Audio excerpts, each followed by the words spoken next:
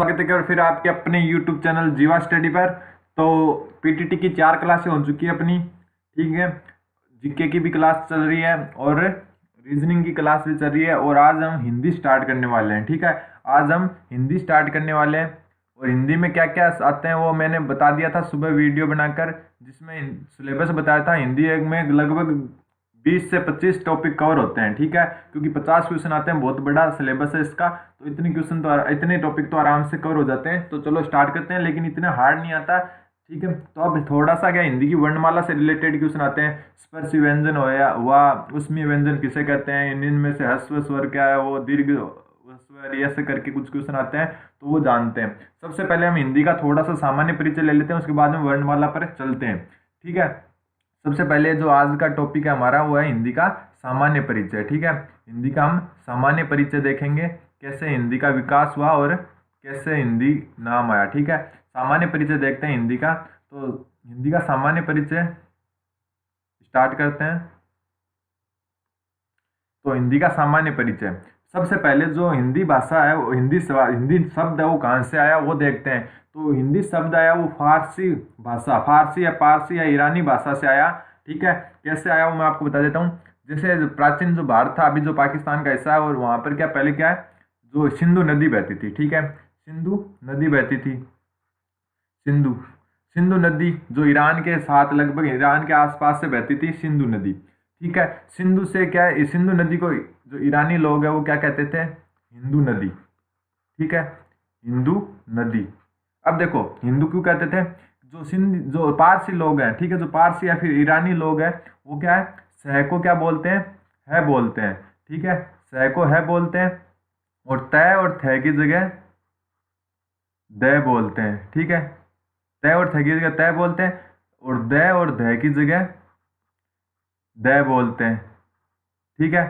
और इसके साथ जो प और फ है उसकी जगह प बोलते हैं। जो ईरान के लोग हैं वो ऐसे बोलते हैं, सह को है बोलते हैं, तय थ की जगह तय बोलते हैं, थ को भी तय बोलते हैं, तय को भी तय बोलते हैं, द और ध की जगह द बोलते हैं। द हो या ध हो, दोनों को द बोलेंगे, और प और फ को प बोलेंगे। तो इसी कारण तो देखो, सह से क्या हो गया है, और ध से हो गया द। तो सिंधु नदी को वो क्या कहते थे, हिंदू। और हिंदू जो सिंधु नदी है, इसके जो पश्चिम दिशा में जितने भी लोग रहते थे, पश्चिम में, ठीक है, जो पश्चिम में लोग रहते थे उनको इन्होंने क्या कहा, हिंदू कहा, ठीक है। उनको क्या कहा इन्होंने, हिंदू कहा, ठीक है। नदी को सिंधु कहा और वहां के लोगों को नदी को हिंदू कहा और वहां के लोगों को हिंदू कहा, ठीक है। और जो जहाँ हिंदू स्थान जो निवास करते हैं, हिंदू का जो स्थान है, उनको उन्होंने क्या कहा, हिंदुस्तान कहा। किसने, हिंदुस्तान।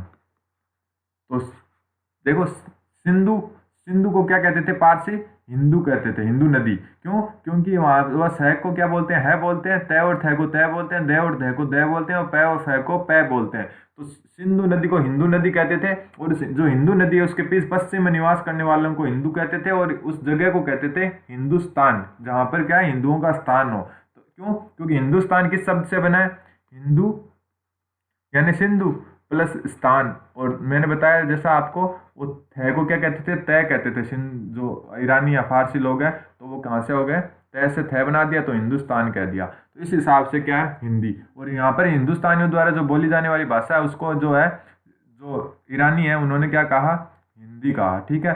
उसको क्या कहा, हिंदी कहा। तो इस हिसाब से हिंदी का विकास हुआ। तो एक जो सामान्य से है वो मैं आपको बता देता हूँ,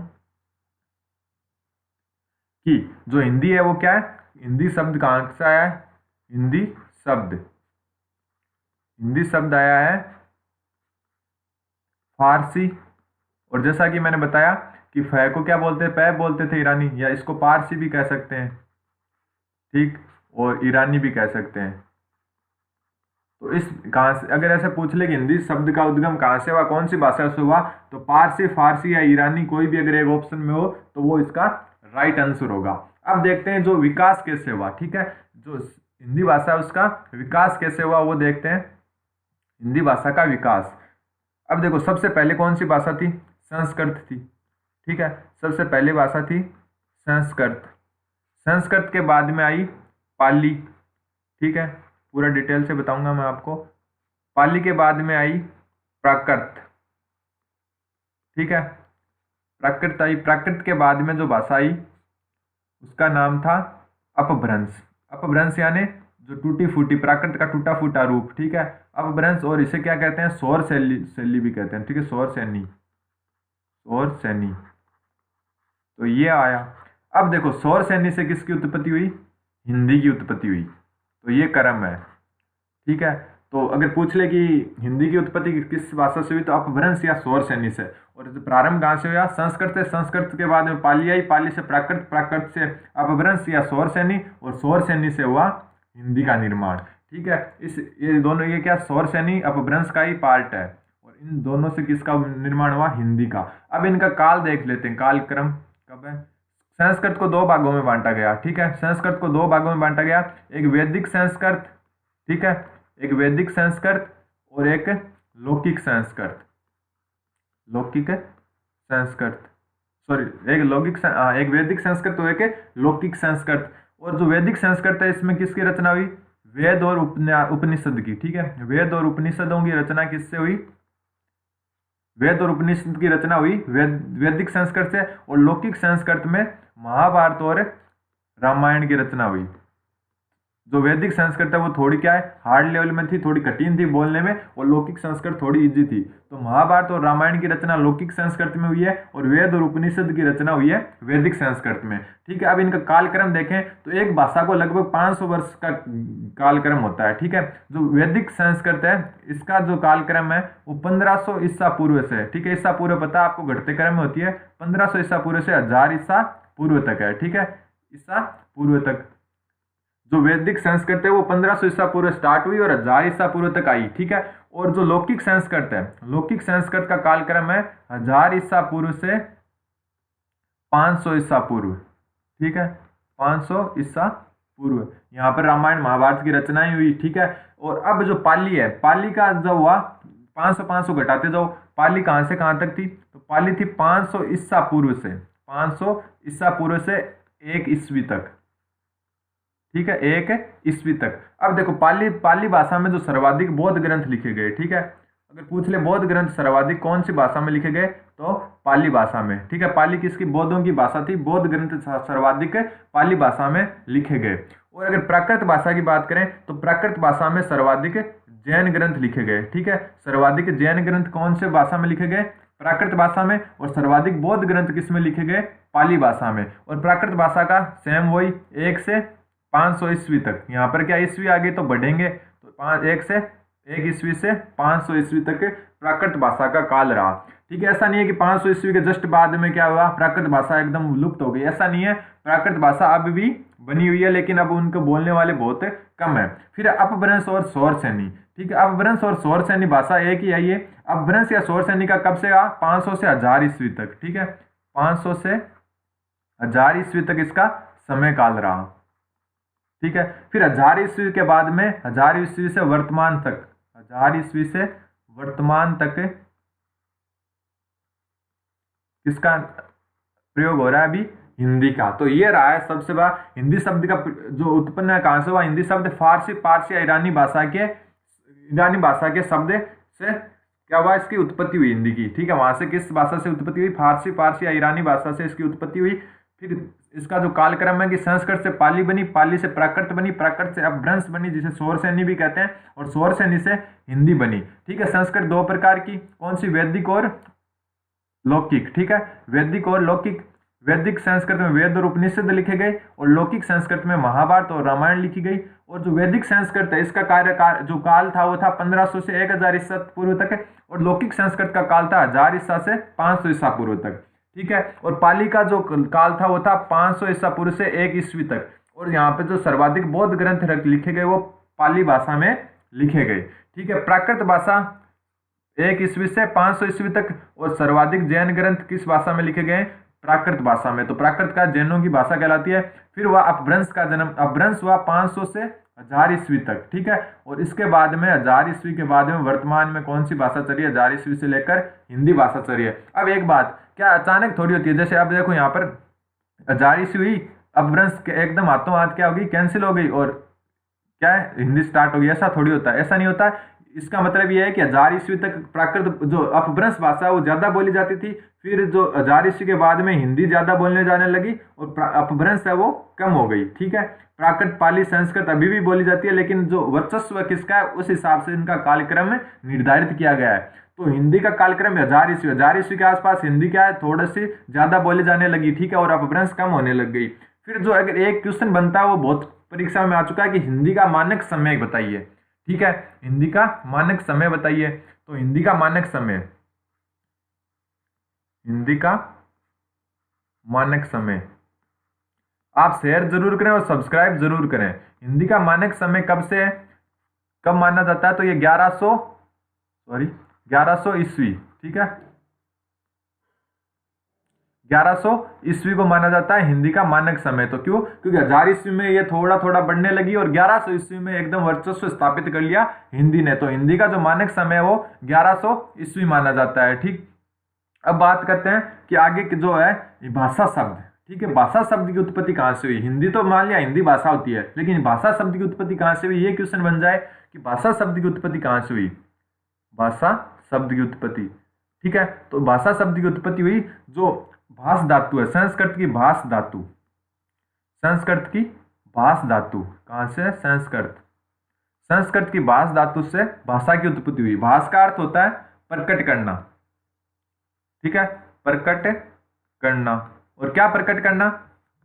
प्रकट क्या होता है? प्रकट करना विचार और भाव, विचार और भाव प्रकट करना।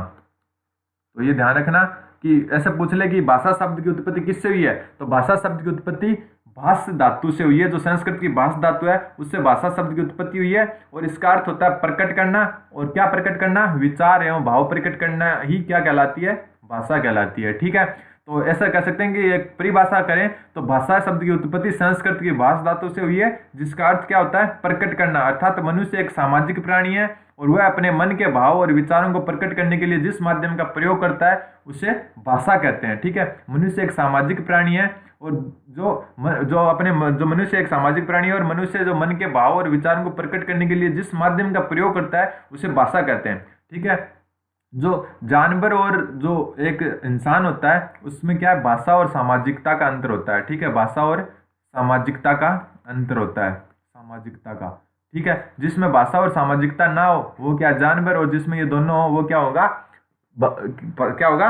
मनुष्य होगा। अब देखो कैसे, जैसे कोई अगर असामाजिक हो यानी कोई अपराधी हो, कोई गलत गाली गलौज करता हो, उसको क्या कहते हैं? कि जानवर है ये। ठीक है, अपने जैसे कहते हैं कि वो तो जानवर है। तो भी उस हिसाब से क्या होगा? भाषा और सामाजिकता जिसके अंदर होती है वो क्या हो गया? मनुष्य। और जिसके अंदर नहीं होती वो पशु या जानवर हो गया। इसीलिए कहा गया है कि मनुष्य एक सामाजिक प्राणी है और वह अपने मन के भाव और विचारों को प्रकट करने के लिए जिस माध्यम का प्रयोग करता है उसे भाषा कहते हैं। तो इस हिसाब से क्या हो गया? भाषा को हमने देख लिया। अब थोड़ा सा हिंदी भाषा के बारे में देख लेते हैं, क्योंकि कई बार क्वेश्चन बनते हैं कि हिंदी भाषा से रिलेटेड क्वेश्चन बन जाते हैं, तो वो क्वेश्चन देख लेते हैं। ठीक है, सबसे पहले कि भाषा के माध्यम क्या है। ठीक है, भाषा के माध्यम, रुको मैं इरेज कर देता हूँ, भाषा के माध्यम बता देता हूँ। भाषा के माध्यम, भाषा के माध्यम, यहां से एक क्वेश्चन बन सकता है, ज्यादा नहीं बनेंगे पीटीटी में। भाषा के 3 माध्यम होते हैं। कौन कौन से वो मैं आपको बता देता हूं। भाषा के कितने माध्यम होते हैं? 3। ठीक है, पहला माध्यम है भाषा का वो है बोलना। ठीक है, बोलना। ठीक है, दूसरा माध्यम है लिखना। ध्यान रखना ये माध्यम है, फिर मैं आपको कौशल बताऊंगा भाषा के। और तीसरा है उसको कहते हैं संकेत। तो ये 3 माध्यम हो गए भाषा के, बोलना, लिखना, संकेत। बोलना क्या होता है? जो आपको कोई भी कुछ भी बोल दो, चाहे इजी बोलो कठिन बोलो, आप क्या समझ जाओगे। तो बोलना क्या है? एक सरल माध्यम है। ठीक है, एक सरल माध्यम है। लिखना, कुछ लिखावटें अपने को समझ में आ जाती है, कुछ लिखावट हमें समझ में नहीं आती है। तो ये क्या है? सरल और कठिन दोनों है। ठीक है, सरल भी है वह कठिन भी है। तो ये कौन सा माध्यम है? सरल व कठिन दोनों माध्यम है। लेकिन संकेत, संकेत क्या समझना थोड़ा बहुत ज्यादा मुश्किल होता है हर संकेत, इसलिए क्या है? कठिन माध्यम है। तो ये कठिन माध्यम है, ये सरल एवं कठिन है, और ये क्या है? सरल माध्यम है। तो इस हिसाब से आप देख सकते हो भाषा के कितने माध्यम हो गए? 3। कौन कौन सा? बोलना, लिखना और संकेत। ठीक है, तो ये 3 माध्यम हो गए भाषा के। अब देखो एक बात और, भाषा के कौशल पूछ ले, ठीक है, ये तो माध्यम हो गए। अब भाषा के कौशल पूछ ले, भाषा के कौशल। आप चैनल को सब्सक्राइब जरूर करें, एकदम बेस्ट तरीके से आपको पढ़ाया जाएगा, और जो भी नए स्टूडेंट है उनको शेयर जरूर करें, ठीक है। इसके भाषा के कौशल कितने होते हैं? 4 होते हैं। कौन कौन से भाषा के कौशल होते हैं? तो भाषा के 4 कौशल होते हैं। नंबर 1 सुनना, ठीक है। नंबर 2 बोलना। नंबर 3 पढ़ना, पढ़ना, ठीक है।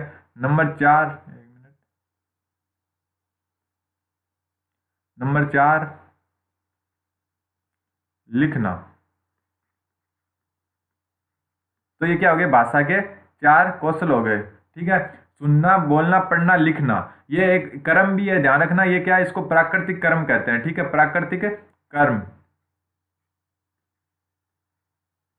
प्राकृतिक कर्म में ये, ठीक है। क्यों? क्योंकि पहले व्यक्ति सुनना सीखता है, फिर बोलना सीखता है, उसके बाद पहले सुनता है, फिर बोलता है, फिर पढ़ना सीखता है, फिर क्या है? लिखना सीखता है। तो ये प्राकृतिक कर्म है भाषा का, सुनना, बोलना, पढ़ना, लिखना। जैसे हिंदी में सुनना को क्या कहते हैं? लिसनिंग, एल से, और बोलना को स्पीकिंग, एस से, और पढ़ना रीडिंग, और लिखना क्या हो गया? राइटिंग। तो ये LSWR, ये क्या? प्राकृतिक नेचुरल जो है सीक्वेंस है किसी भाषा को सीखने का। तो ये भी एक इंपॉर्टेंट क्वेश्चन बनता है। वैसे PTT में नहीं पूछेंगे, लेकिन आपको एक सामान्य ज्ञान के तौर पर याद रखना है कि भाषा को सीखने का नेचुरल जो सीक्वेंस है वो क्या है? LSRW, ठीक है, लिसनिंग, स्पीकिंग, रीडिंग और राइटिंग, ठीक है, इस हिसाब से होता है। अब एक जो हिंदी भाषा दिवस है उसके बारे में थोड़ा सा देख लेते हैं, जो हिंदी का बैकग्राउंड है उसके बारे में, फिर हम वर्णमाला स्टार्ट करेंगे अगली क्लास से। जो हिंदी भाषा दिवस कब मनाई जाती है?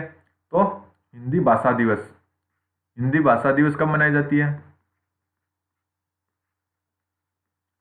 हिंदी भाषा दिवस 14 सितंबर को। और पहली हिंदी भाषा दिवस कब मनाई गई थी? तो वो ध्यान रखना 14 सितंबर को, और स्टार्ट हुई थी 1949 में, ठीक है, शुरुआत हुई थी। शुरुआत कब हुई थी? 1949 में। अब देखो, हिंदी भाषा दिवस देख लिया। अब अगर पूछ ले कि हिंदी भाषा का संविधान के कौन से भाग में उल्लेख है, और कौन से अनुच्छेद में और कौन से भाग में उल्लेख है, तो वो बता देता हूँ। अनुच्छेद भाग पूछे तो भाग है 17, ठीक है, भाग 17, और अनुच्छेद 343 से 351 तक, ठीक है, 343 से 351 अनुच्छेद तक क्या हिंदी का उल्लेख है। संविधान के भाग 17 के अनुच्छेद 343 से 351 तक है, ठीक है। और हिंदी के जो संविधान में क्या लिखा हुआ है मैं आपको थोड़ा सा बता देता हूँ।